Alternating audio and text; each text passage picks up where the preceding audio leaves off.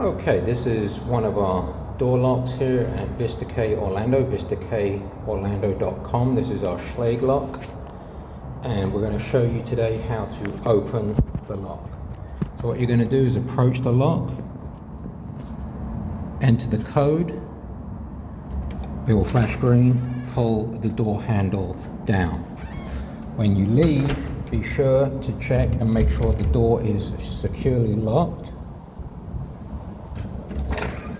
One of the features on this door lock is in the back here.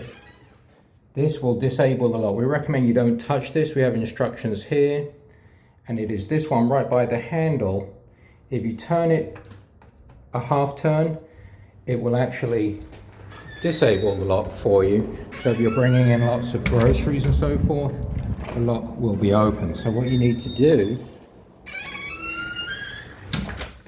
is just turn it back. You'll hear it click. It's now locked. So when you leave now,